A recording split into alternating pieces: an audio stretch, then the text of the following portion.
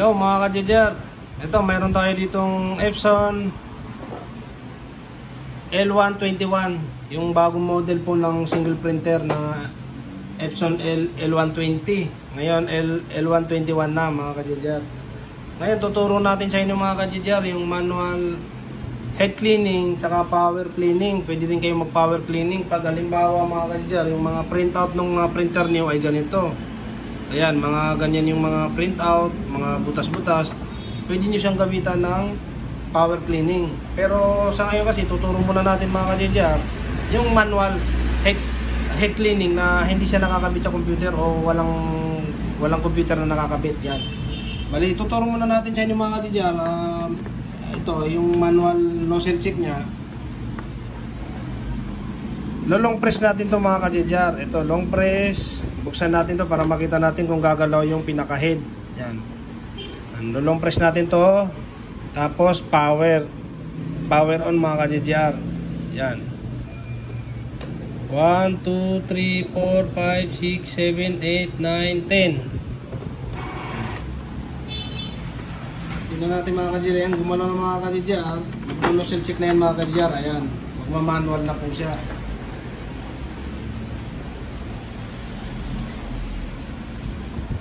Ayan mga ka-JJR. Na alimbawa nakita ni mga ka-JJR, okay naman ka-JJR yung mga ano nito, yung printout niya. Ang sabihin pagka ganito mga ka-JJR, ganito yung printout. Yan, pangit. Pwede kayong mag head cleaning naman na manual. Halimbawa, pag ganun yung printout, pangit. Pwede kayong mag head cleaning naman ng manual. Ang gagawin ni mga ka-JJR, long press lang to. Yan. Pagka long press nyo, 10 seconds mga ka-JJR. Long press, tas 1, 2, 3, 4, 5, 6, 7, 8, 9, 10. Yan. Bitaw na mga ka-JJR. At saka mararamdaman nyo mga ka-JJR yung ano, mararamdaman nyo po yung sa 10 seconds. Minsan, gagalaw na yung printer eh. Parang gaganon siya. Mararamdaman nyo, pwede nyo na yung bitawan yun mga ka-JJR. Once na gumalaw yung pinaka-head.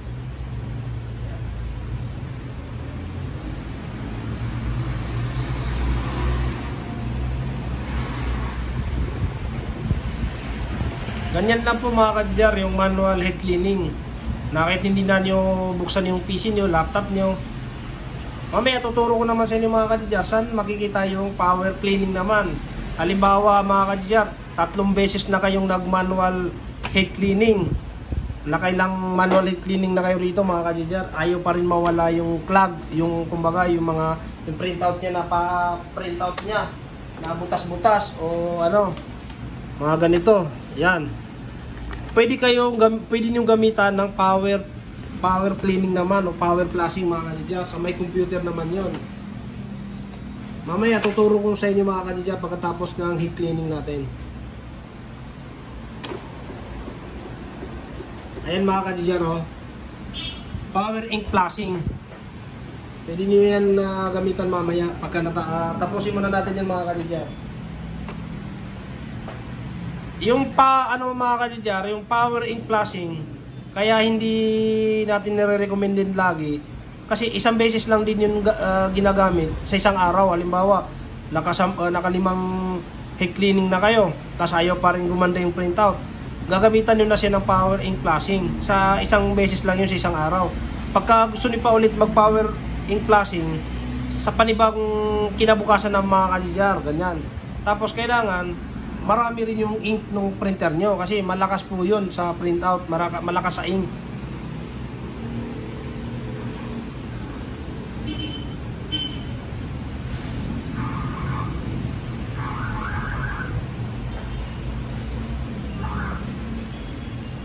Yan, hindi pa siya tapos mga ka-JJR, nag-cleaning pa siya.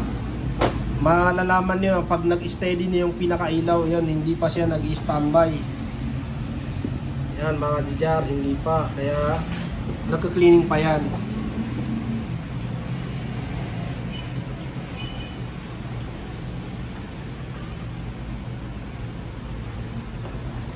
Kaya yan yung mga tip natin mga ka-JJR. Once na pumangit yung printout nyo, huwag kayong magpanic.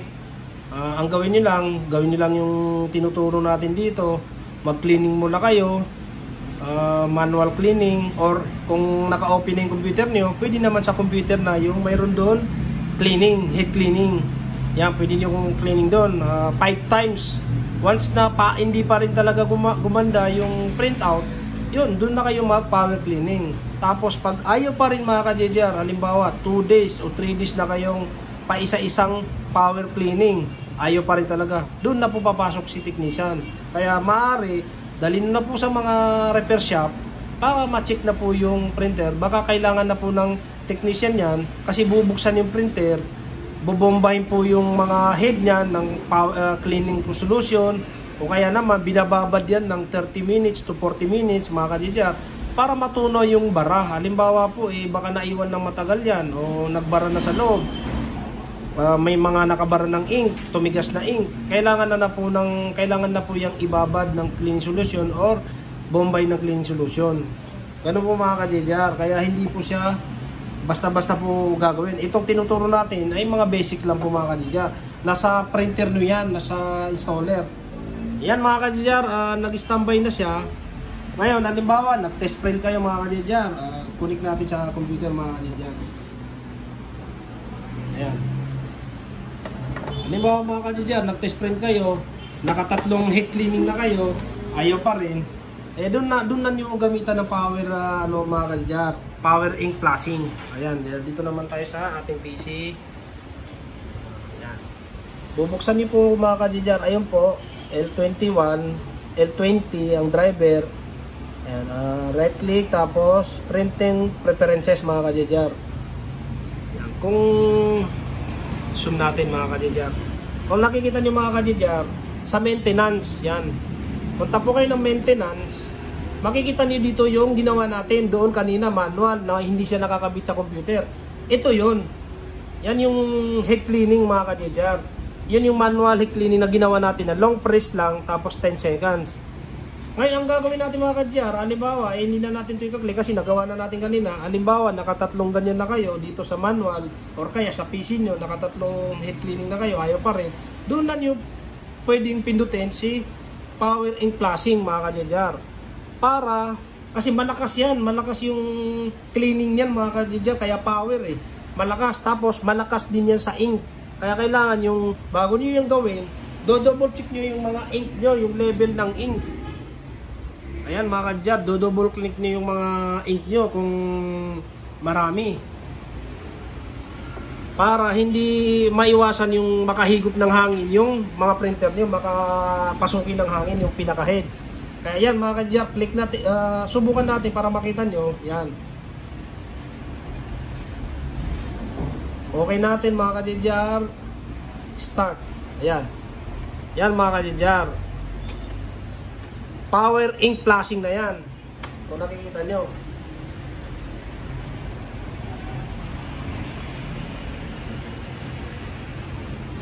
Ngayon, pagka natapos na yung mga ka-JJR, halimbawa natapos na siya mag-ink flashing, ganun pa rin yung printout, pangit pa rin, hindi gumanda yung print. Hindi na kayo makakapag power ink flashing ulit, kinabukasan na ulit. Ngayon pagka halimbawa mga ka-JJR, kinabukasan ulit, nagganito kayo ulit, okay, nag-head clean kayo, ganun pa rin, yun, maaari mga ka-JJR, dali nyo na po sa repair shop, pa-check nyo na po, baka po kailangan ng buksan yung printer. Yan, yun lang po mga ka-JJR yung tip ko sa inyo, tip ko naman sa inyo ngayong araw mga ka-JJR. Kaya hanggang dito na lang mga ka-JJR para hindi humaba yung video. Yun, maraming salamat, sana nakatulong sa inyo yan.